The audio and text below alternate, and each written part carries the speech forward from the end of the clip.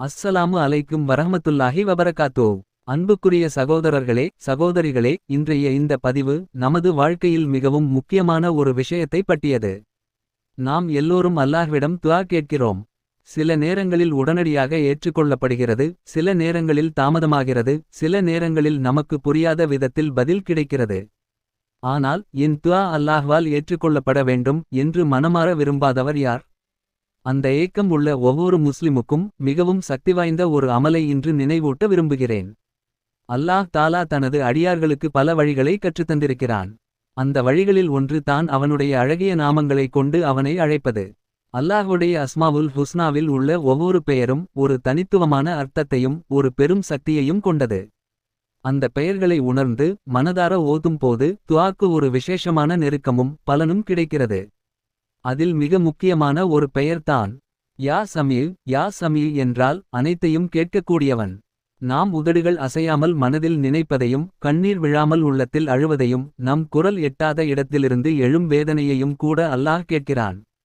இந்த உலகத்தில் யாரும் கேட்காத, புரிந்து கொள்ளாத, மதிக்காத அந்த தருணங்களில் கூட அல்லாஹ் மட்டும் நம்மை முழுமையாக கேட்பவன். அதனால் தான் இந்த பெயர் துஆ ஏற்றுக்கொள்ளப்படுவதற்கு மிகுந்த தொடர்புடையதாக இருக்கிறது. இந்த அமலை நாம் பஜ்ர் தொழுகைக்குப் பிறகும் இஷா தொழுகைக்குப் பிறகும் தொடர்ந்து செய்ய வேண்டும். தொழுகை முடிந்த பின் அமைதியாக அமர்ந்து முதலில் 3 முறை சலவாத்தை ஓத வேண்டும்.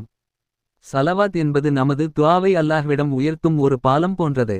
அதன் பிறகு மனதை ஒருமுகப்படுத்தி எந்த அவசரமும் இல்லாமல் யா சமீ என்பதை 100 முறை ஓத வேண்டும்.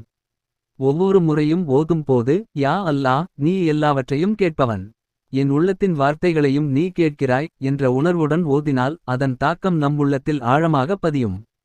அதன் பிறகு மீண்டும் 3 முறை சலவாத்தை ஓதி துஆ செய்ய வேண்டும்.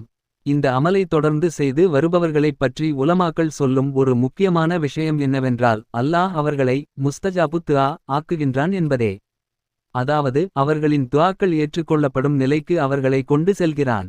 நாம் கேட்கும் விஷயம் உடனடியாக கிடைக்காவிட்டாலும் அது நமக்கு நல்ல நேரத்தில், நல்ல வடிவத்தில் அல்லது ஆகிரத்தில் நன்மையாக மாற்றப்பட்டு கிடைக்கும். எந்த துஆவும் வீணாகாது என்பதே அல்லாவின் வாக்குறுதி. இந்த அமலை செய்யும் போது நமது மனநிலை மிகவும் முக்கியம். வெறும் எண்ணிக்கை முடிக்க வேண்டும் என்ற எண்ணம் இல்லாமல் அல்லாஹ் நம்மை கேட்கிறான் என்ற முழு நம்பிக்கையுடன் செய்ய வேண்டும். நமது பாவங்களை நினைத்து வருந்தி அவனுடைய இரக்கத்தை நினைத்து நம்பிக்கையுடன் துஆ செய்தால் அந்த துஆக்கு ஒரு தனி உயிர் கிடைக்கிறது. வாழ்க்கையில் தீராத பிரச்சனைகள், மன அழுத்தங்கள், குடும்ப கவலைகள், கடன் சுமைகள், உடல் நோய்கள், உள்ளத்தை காயப்படுத்தும் சூழ்நிலைகள் என எதுவாக இருந்தாலும் அனைத்தையும் அல்லாஹ்விடம் சொல்லுங்கள். மனிதர்களிடம் சொல்ல முடியாததை அல்லாஹ்விடம் அழுது சொல்லுங்கள். அவன் கேட்பவன், அவன் பதில் அளிப்பவன். அன்புக்குரியவர்களே, இது அல்லாஹ்விடம் துஆ ஏற்றுக்கொள்ள ஒரு அழகான, எளிமையான, ஆனால் மிக சக்திவாய்ந்த வழி.